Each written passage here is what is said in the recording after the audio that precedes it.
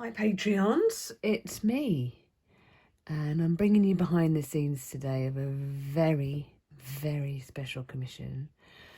This is Lucky, and sadly it's a posthumous portrait of Lucky, and I've been commissioned to do this one and make multiple copies for the whole family. It's quite an honour actually, but the reason I'm filming this for you today is I wanted to show you about wet on wet, and specifically, as you can see from this one, silver. I've got a pot of silver watercolour made by JACKMAN'S Art Materials, as you can see there. I did some publicity photos for them as well recently, and let's just refocus that. And I wanted to show you here how I fiddle about sometimes when I'm doing the backwash of an animal. And I'm using a massive brush. It's not just like some kind of weird scale thing. This is an enormous brush. And the reason I'm doing that is because it enables me to get water onto the page quite quickly in quantity, so that I'm not fiddling about scrubbing the surface of the paper. Also, equally, when I apply the paint, you'd think that I go for a much smaller brush, something like this, so that I could be sure that I was going around the edges accurately. Well, again, if I want to get wet onto wet, which is why it's called that, of course, the only way to get it on quickly is with a large brush. It's an absorbent brush. It's a beautiful brush. Absolutely love it. It's a De La Rowney brush, so it wasn't cheap. I think this brush was, I want to say it was just over 20 quid, which for one single brush isn't the most expensive in the art world, but it's certainly not the least expensive. So while I'm talking to you, I just wanted to show you just, whoa, sorry, I headbutted the camera, just how much I fiddle about with it. But I'm so gentle, even though I'm using a gigantic brush. And this means that when it dries, I'll get more of a silver sheen.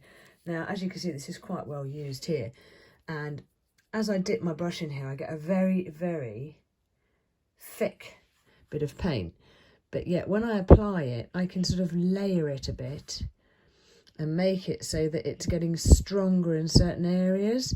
But I'm really, really, really emphasising, really not touching the paper too hard, because I don't want to disturb the surface of it and make it, the paper start to move, the fibres in it, yeah?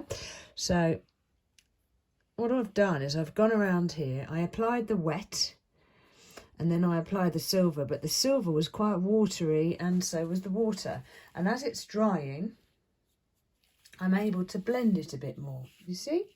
Now, I would say normally to a beginner, don't mess about with it, put the colour on and leave it. This is just so that you can learn and see what happens and how it behaves as it dries.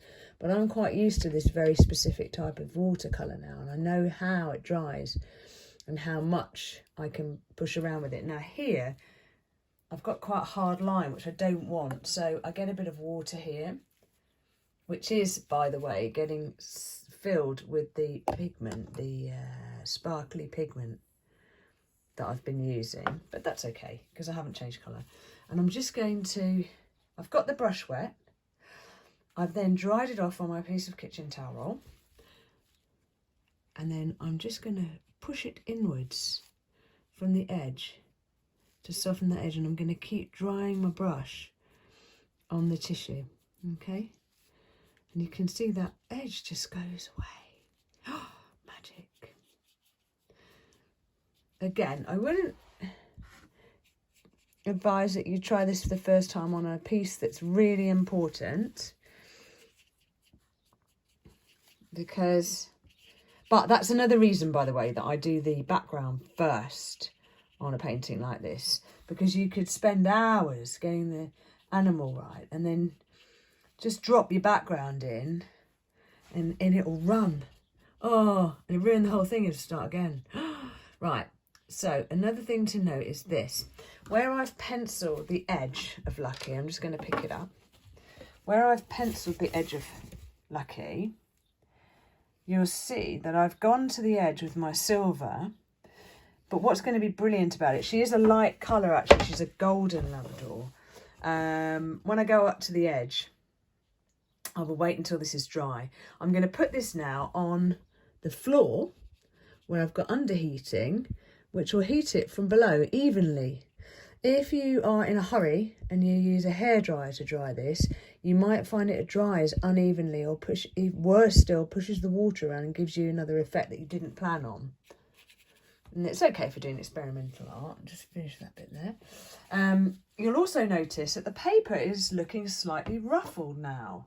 And that's because the water's gone into the surface of the paper and made it bumpy. But as it dries, it, I guess it contracts, or the fibres lay flat again.